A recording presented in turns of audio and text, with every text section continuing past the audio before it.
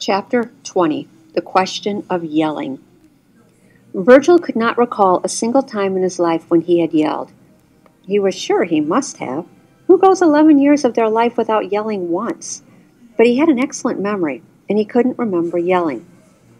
He wondered if he had even yelled when he was a baby. He would have to ask his mother. She would know. "You were the quietest boy in the history of the whole Salinas family," his mother used to say, and then, "If we ever take you back home, we'll have to teach you how to speak. Otherwise, no one will ever see you, and you might get squashed by a caribou or a jeepney." This made her laugh, even though she'd said it 1,000,000 times already, so Virgil wasn't sure how she could still think it was funny.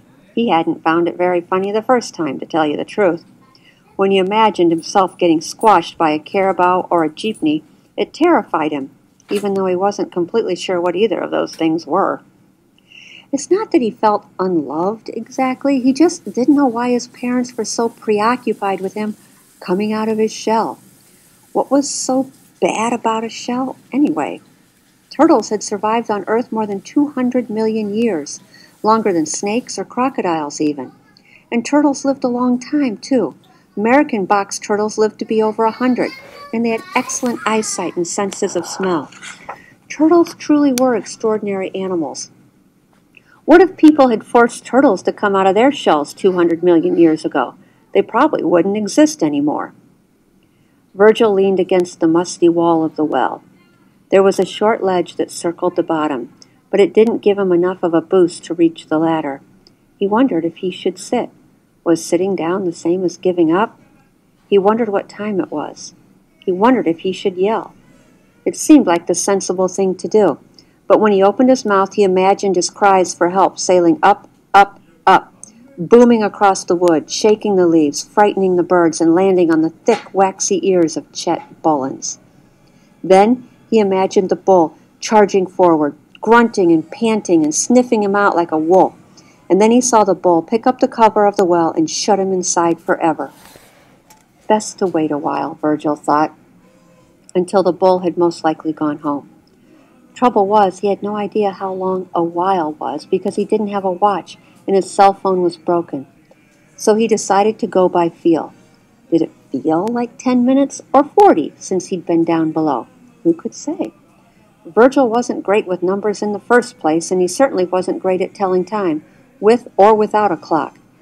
It was something that had once frustrated his dad so much that he'd thrown up his hands one afternoon and said, "Ay, Dios co! Never mind, Virgilio. Just figure out the beginnings and ends and don't worry about the time in the middle." Virgil wasn't sure if this was a beginning, an end, the middle, or what. All he knew was that his legs ached and the sun didn't seem as bright.